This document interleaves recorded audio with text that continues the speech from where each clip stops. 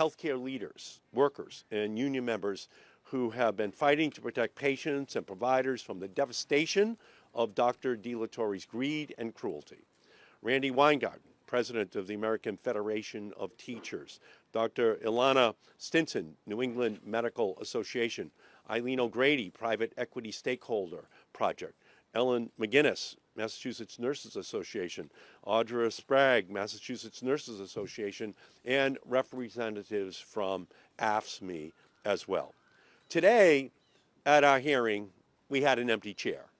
An empty chair that Dr. Ralph DeLatorre, CEO of Steward Healthcare, was under legal orders to fill.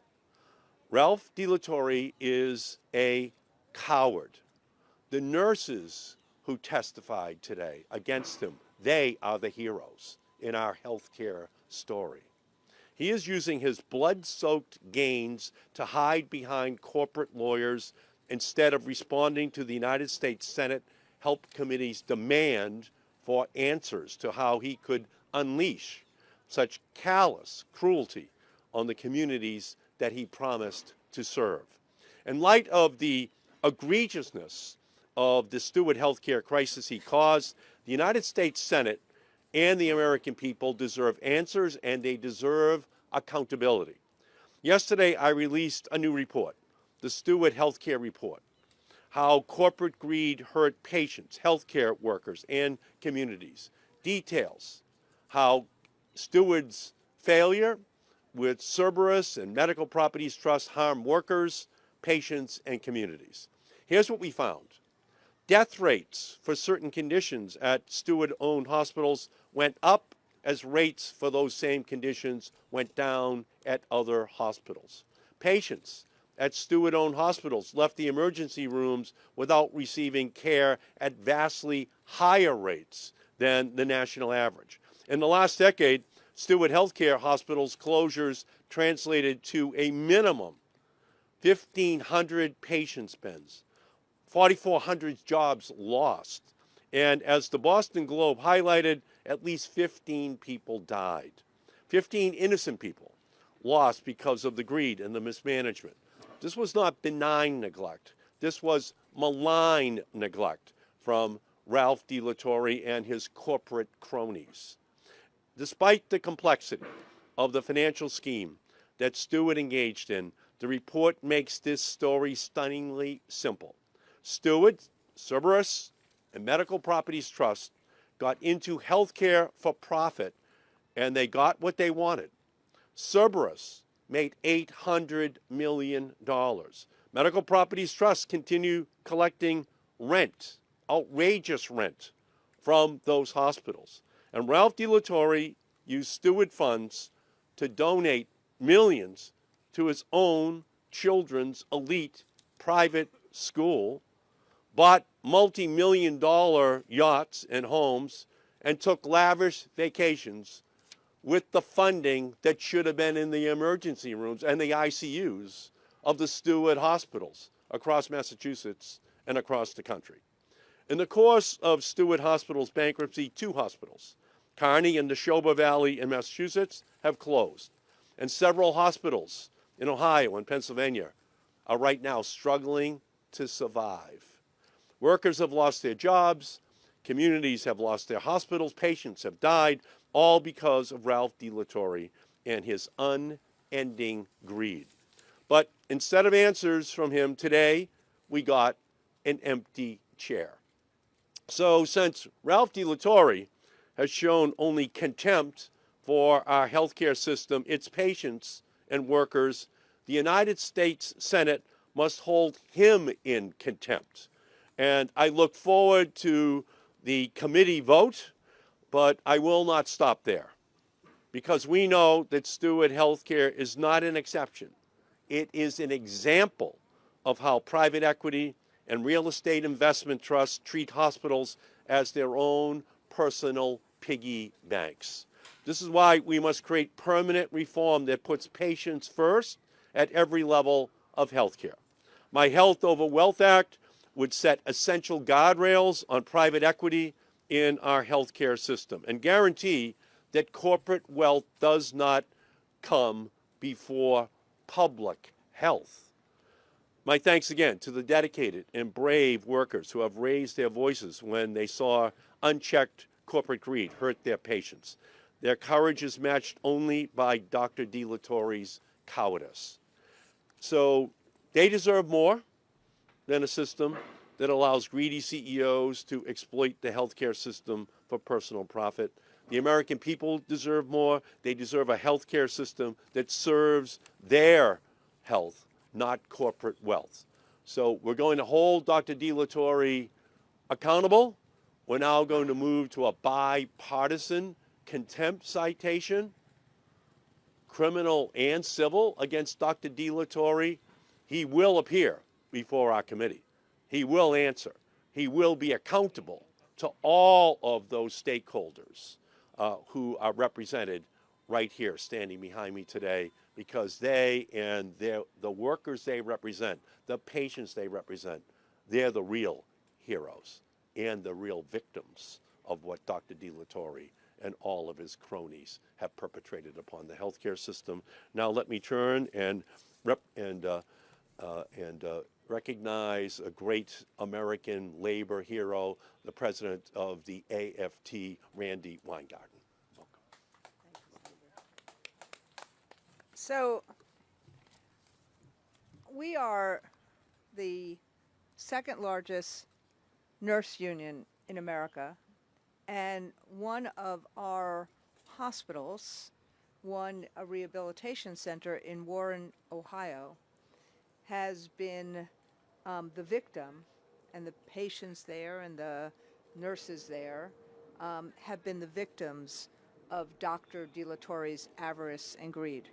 But I am honored to be with our colleagues from the M&A, the Massachusetts Nurses Association. I'm honored to stand with the doctors and with the public servants here who have also been spending so much of our time collectively on the issue of the effect of private equity. And like you, Senator Markey, this summer we put out a study and a report about how private equity is really, its avarice is really punishing, hurting Americans across the country by basically taking over, gobbling up hospitals, healthcare, and other kinds of healthcare systems and centers, and then spitting it out after they have taken everything they can and hurting patients around and Americans around the country,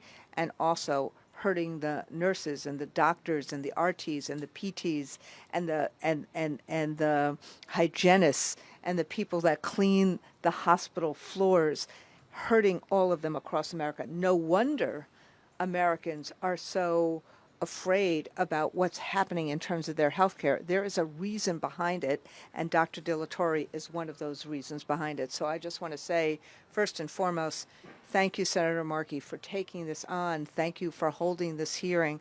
Thank you for having these folks out there and representing and seeing the frontline doctors and nurses and, as I said, other healthcare professionals who have been seeing this each and every day. And in terms of just DeLatorre, I mean, it's hard for me to even call him a doctor, because doctors take a Hippocratic oath, and it's a moral atrocity, as the doctor here is smiling, because it is a moral atrocity for a doctor to actually undermine that oath in every step that doctor takes, and that's what DeLatorre does. And think about what Steward has done. It was about his greed, it was about his avarice, and now who is holding the bag? The patients, the citizens of Boston, the workers in Boston, on all throughout the country. So the Steward bankruptcy is Exhibit A of what we are deeply concerned about. It is exactly what private equity's impact on healthcare is, and that flies in the face of patient care and of the aspiration of people to be members of the middle class. Now, as I said, the AFT represents the nurses at Hillside Rehabilitation Hospital in Warren, Ohio, which is run by Steward and currently faces an uncertain future. But let me tell you a little bit about the Steward's story even before Hillside Rehabilitation Hospital was in the crosshairs. What we saw in the last few years is that Steward shuttered the doors of the Northside Regional Medical Center in Youngstown. Youngstown, Ohio and Warren, Ohio are right next door to each other. This was the only labor and delivery department in Youngstown. They are about an hour south of Cleveland. What it meant is that there is no labor and delivery services in that county for people who live in Youngstown and Warren and Lordstown. None. Zero. Because of their actions. So it was not just the health care that was affected, it devastated the entire community, laying off nearly 400 workers, costing Youngstown almost $1 million in income tax revenue. And if you know Youngstown, Youngstown could afford none of that. And it was the next blow to what Youngstown, to the issue about Youngstown's proud past and industrial past. You've heard that from Lordstown, from Youngstown, from Warren. This is the effect of what Steward is doing. This is the effect of what Torre is doing. It is hurting healthcare in America. It's hurting workers in America. These nurses who work in uncertain times each and every day in Massachusetts, in Pennsylvania, in Ohio, and it is hurting small towns all across America. That is his greed, and I'm glad. Thank you for trying to hold him accountable. Beautiful. Thank you. Thank you. Great job. Thank you. Thank you. Now we're going to hear from Dr. Ilana Stinson from the New England Medical Association, emergency room physician, formerly at the Kearney and Quincy hospitals. Thank you, Doctor. First, I'd like to really thank the committee and Senator Markey for really bringing this to attention. This is not something that has happened overnight. It has been happening for years and over a decade. And I really want to thank my nursing colleagues for really being brave up there today, giving their stories, because it hit me to the core, not only because of the pain and anguish that these facilities are causing patients and communities, because of a lot of similar things that you mentioned, I also experienced as a physician in Boston. So my name is Elena Stinson. I'm a board-certified emergency medicine physician in Boston. I'd worked with Steward from 2013 to 2020. Stepping away when I noticed a lot of changes I was uncomfortable with. I worked primarily at Kearney Hospital, which shuttered their doors just a few weeks ago, devastating a community that is pretty much black and brown and underserved. I split my time at Quincy Hospital, spending my time 2 years there, at the last 2 years of Quincy hospitals before they shut their doors several years ago, making Quincy essentially a medical desert. I also work sporadically at Good Samaritan's Hospital in their emergency department.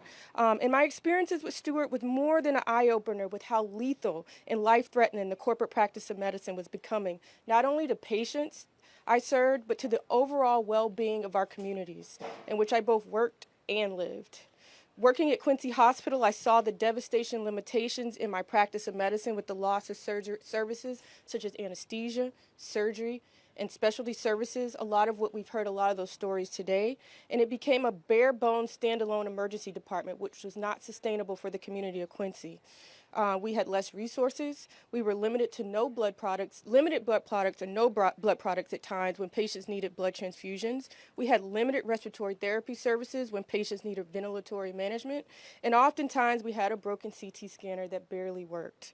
While at Kearney Hospital, we watched over time the dwindling of specialty services that ultimately required us to transfer patients unnecessarily, delaying their care to a surrounding facility. Things we once had were no longer available. My breaking point was when I realized changes were solely made for financial gain and no longer offering the care I was accustomed providing. I realized the care of the patients would be directly affected by these decisions, and these decisions would force me to compromise care delivery and would ultimately compromise access to care for the entire community.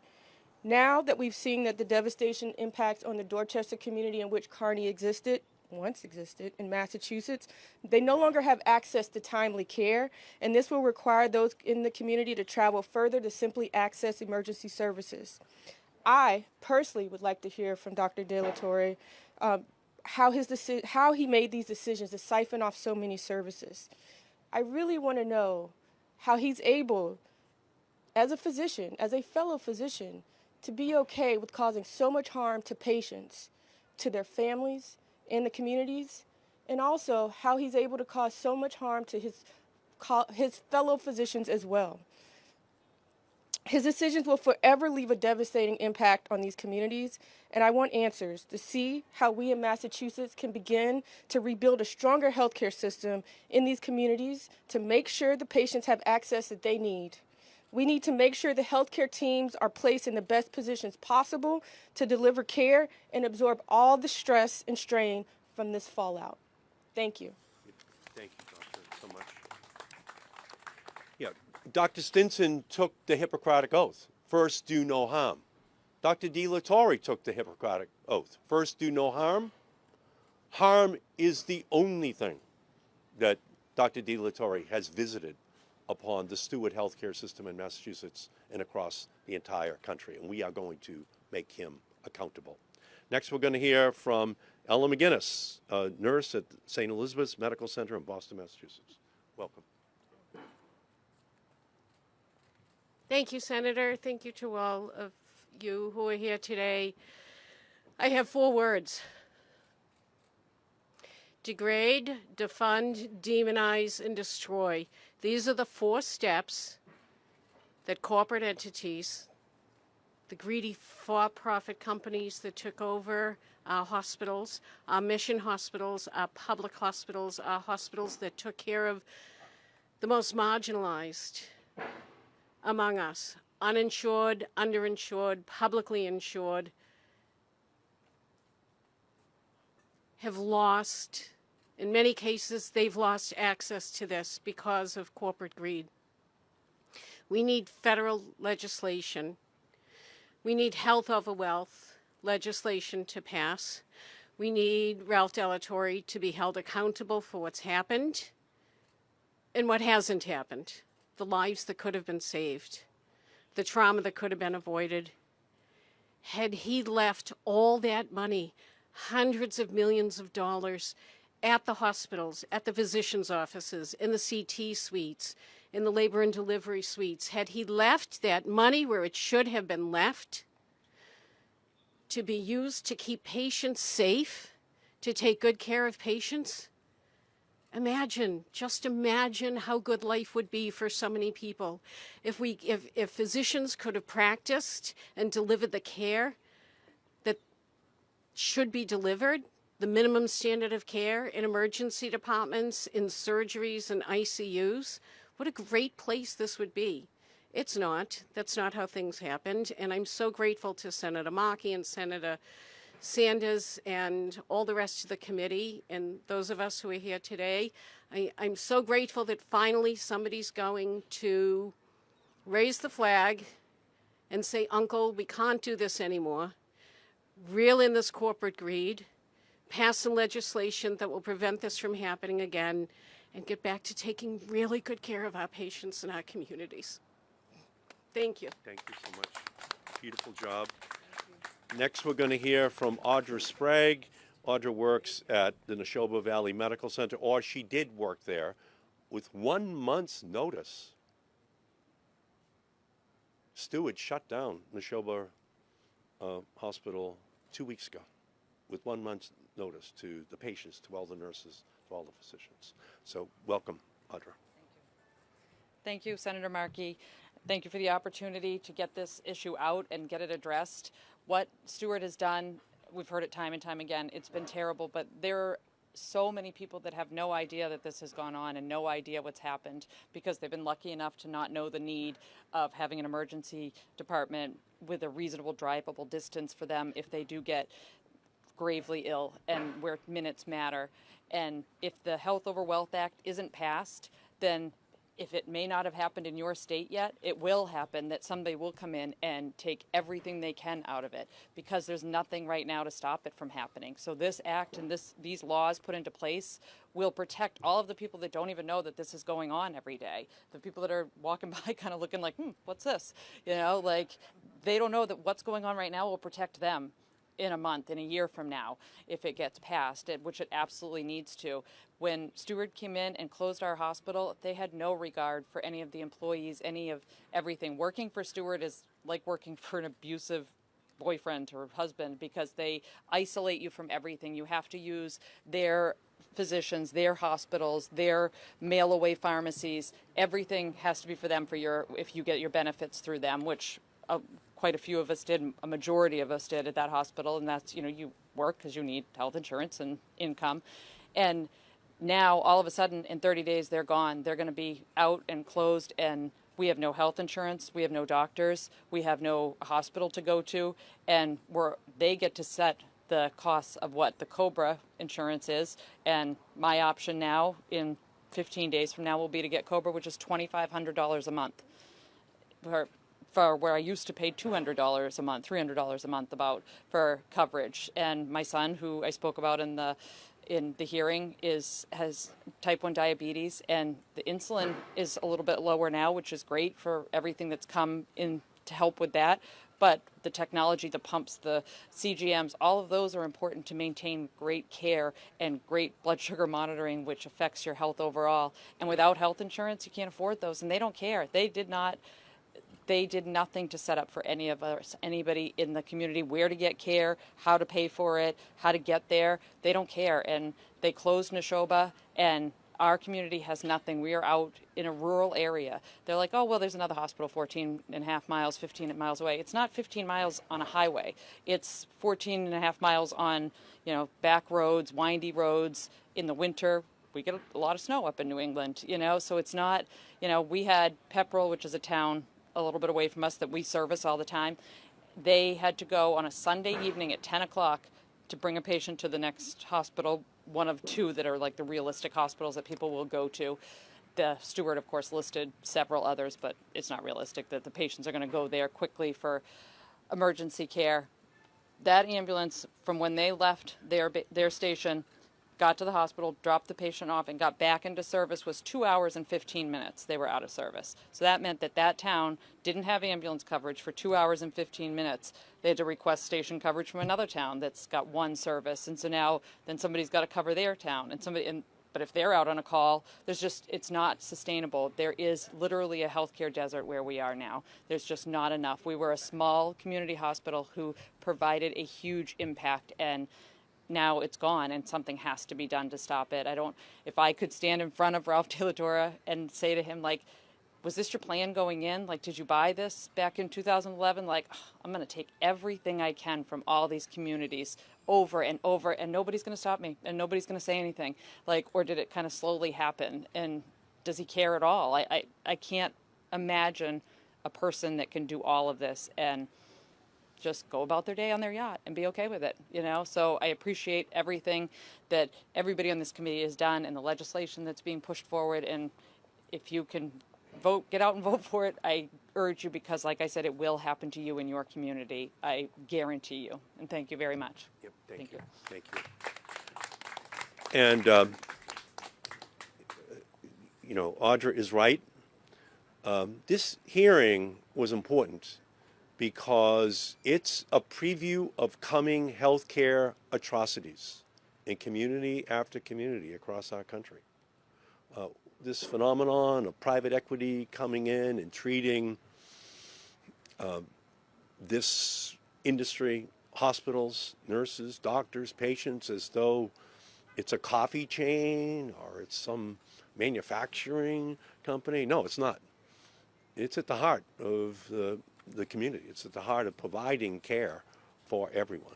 So this is a hearing where we're providing the warning, but at the same time, we're now going to take action, and the Health Committee has now noticed a vote on a contempt citation of Dr. de la Torre for next week in the Health Committee.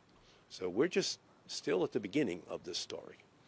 But we're going to ensure that there is accountability. We are going to make sure that actions are taken.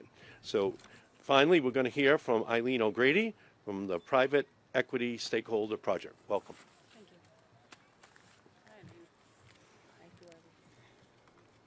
Thanks so much for the opportunity to speak. Private Equity Stakeholder Project is a nonprofit watchdog organization that looks at the impacts of private equity and other kinds of financial actors on people and the planet.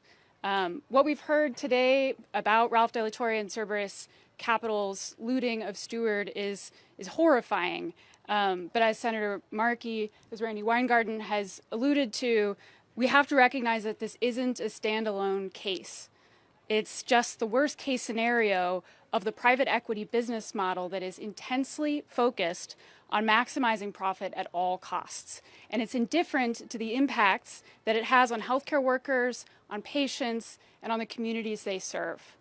At Private Equity Stakeholder Project, we found that 1 in 10, almost 1 in 10 private hospitals in the U.S. are owned by private equity firms like Cerberus.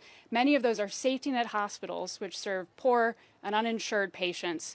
That includes what Senator Murphy referenced earlier in the hearing, Prospect Medical Holdings, which looted hundreds of millions of dollars and gave it to its private equity owner despite deplorable conditions at those hospitals.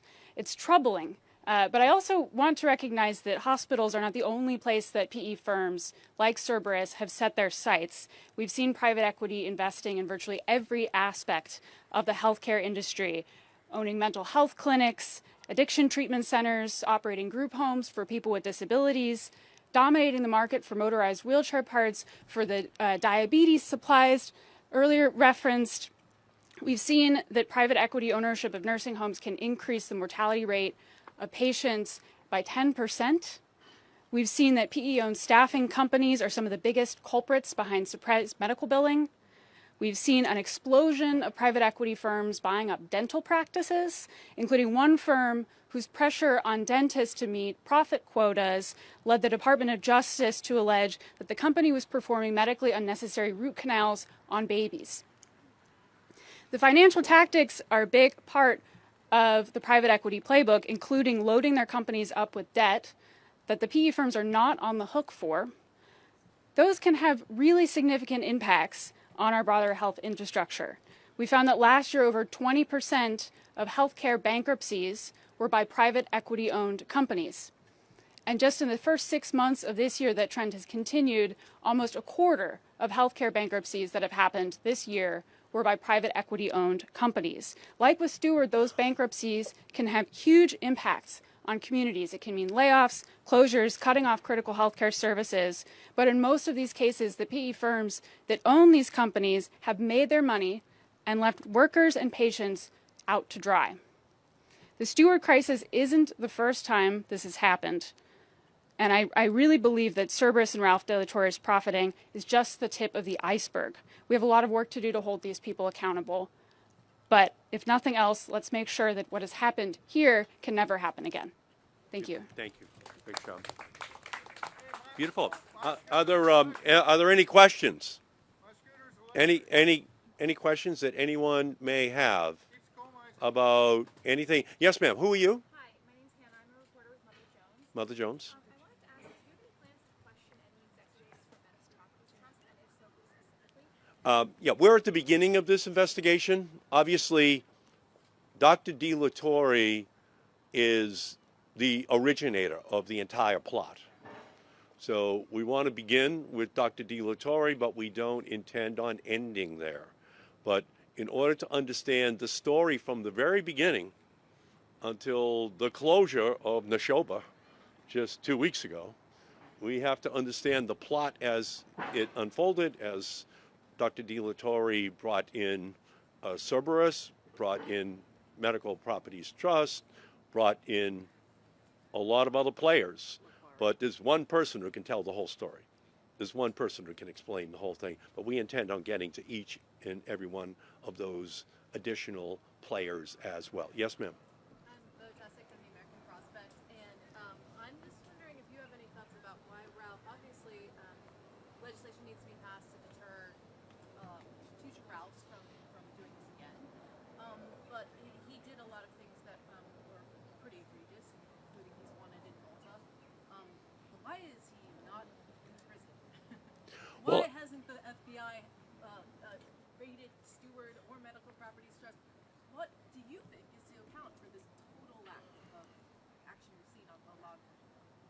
I'm afraid that too many people viewed private equity as just a player in the American economy, and whatever they do to any sector of the economy is just part of what has evolved as the American economic system. But this story of how it's impacting the healthcare system, it's different. And so to the extent to which we're putting a spotlight on this issue at our hearing up at the Boston State House, and now before the Senate Health Committee, it's meant to ensure that the spotlight is on it and it doesn't go off until there's full accountability and that we make the changes that are necessary. Just understand that the subpoena which we issued, the contempt citation, will be the first in 4 decades coming out of the committee. So this is historic, what we're doing. And we're not going to go away until we get the answers for all of the healthcare workers and patients across the country. And we're not going away until we put the safeguards in place, the guardrails in place that make sure that all of the remaining hospitals in the country are given the protections they need against the future Ralph DeLatorres coming into their hometowns. Any other questions that anyone may have? Yes, sir, who are you? Stetson Miller with Gray Television. Can you just tell me a little more about how the Health Over Wealth bill would specifically stop another scenario like this from happening? Yeah, it would require full transparency of everything that these corporate raiders do to the hospital system.